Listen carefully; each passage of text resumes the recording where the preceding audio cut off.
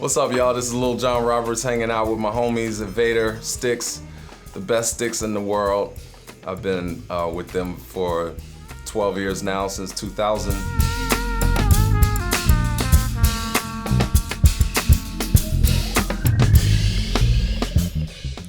You know, I have my signature stick, Lil John Roberts Philly style stick, kind of like in between a 5A and a 7A. Not too big, not too small. For the jazz guys, you know, it's not too big, and for the funkier and fusion guys, it's not too small. So I think this is like a perfect size for either genre. And yeah, man, been rocking with them all this time, and we're gonna keep going. So I'm happy to be a part of the family. So yeah, I'm here to talk to all you Berklee students and New York jazz students and all like that that's out there trying to figure out what does it take to be successful in this business. And the first thing is professionalism. It just takes a lot to just, well, it doesn't take much to just be professional and be cool and be on time and, you know, do everything that you say you're gonna do for the gig. Be prepared. If you're doing an audition for a gig, for a tour, or whatever like that, definitely be ready to take on whatever they're going to ask you to do. If either if it's some groove stuff or if it's some solo things, be ready to play to a track, click track. So practice that a lot. Playing to metronomes, play to pre-recorded tracks, just to get tight for playing live with pre-recorded instruments. Background vocals, all that kind of stuff, because you know you have to sound basically like there's nothing pre-recorded. Everything's supposed to really sound like it's all live, you know. So that's the trick of the trade for that. And yeah, just be cool, and I guarantee you that you'll be successful. And also, you know, play whatever the gig is calling for. If the gig calls for you to play pocket, play pocket. You know, if the gig calls for you to, you know, play a lot of chops and go nuts, then have at it, you know. But definitely know how to, you know, camouflage between different genres of music, and just be able to put on that, you know, that suit for whatever the gig calls for you to do. And I promise you, you'll be successful that way. Be on time, like I said. Do all the things that you're supposed to do. Remember, you're backing someone. Unless it's your own group, then that's when you go ahead and do whatever you want to do. But if you're a support for an artist, if you're, you know, backup musician or backup singer, backup horn player, whatever, just do what you're supposed to do to make the whole thing come together good.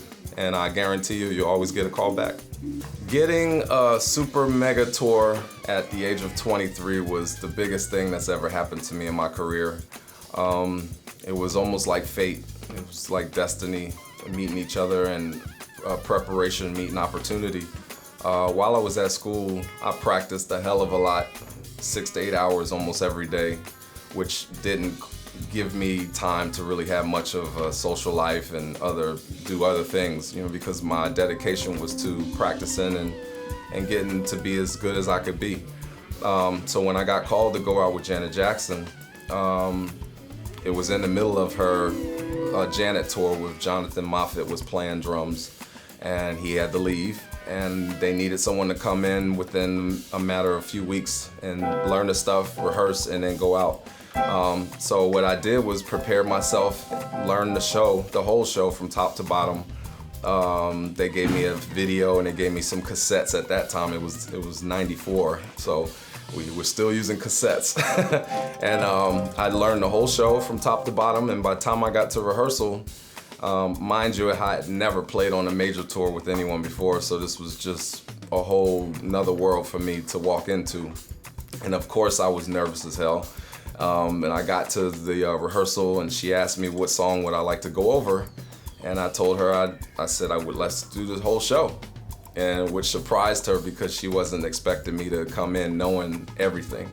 And that's just an example of just having your stuff together and being ahead of the game, you know. Try to be a step ahead of what you're being called for. So in doing that, it really floored her and everybody that was involved with the band. And it just made me look very good at a 23-year-old being 23 and coming in such a big tour of that caliber. And we rocked it out. And it's been 17 years now, and still rocking out with Janet. Whenever she calls, I go with her. And when she's not working, I go do other work with other people. So it's been a great journey, and I'm happy to say that I've had a great time. I'm 40 years old now, so it's 17 years later, and we're still going. So I'm very happy about that. So hope that'll encourage you to know that you can do whatever you put your mind to, and you'll be successful. Started playing in my dad's church at around 10. Started playing straight ahead jazz, was introduced to Miles Davis and Wynton Marsalis and people of that caliber, and took to playing straight ahead jazz for a while. Left there from Philadelphia. I went to Boston to study at Berklee College of Music, where I studied for 2 years, and left and went to Atlanta, Georgia to do more R&B and pop music with Dallas Austin and Jermaine Dupri, mega producers.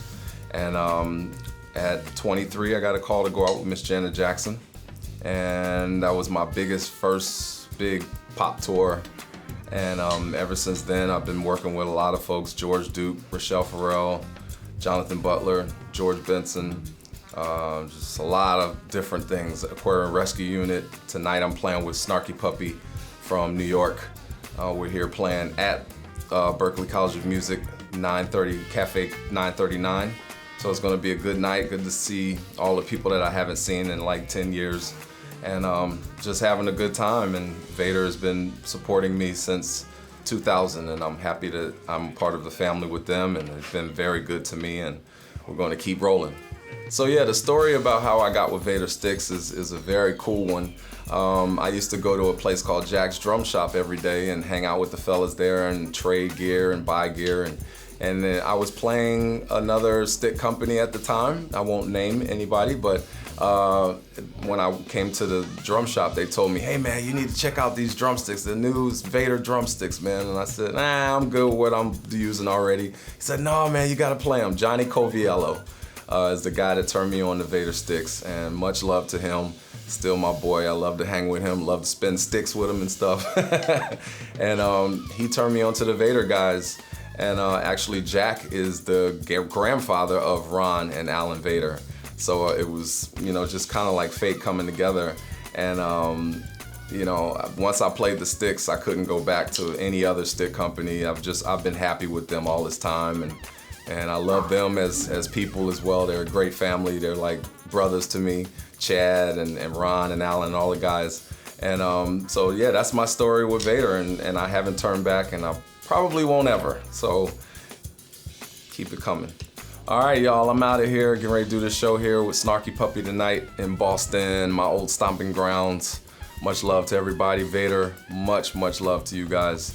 If you want to find me, I'm on Twitter at Lil John Roberts, LILJOHN Roberts. And my Facebook is full, but you can get on my fan page, Lil John Roberts, there too as well. And hopefully I'll have a website up soon as well. Holla.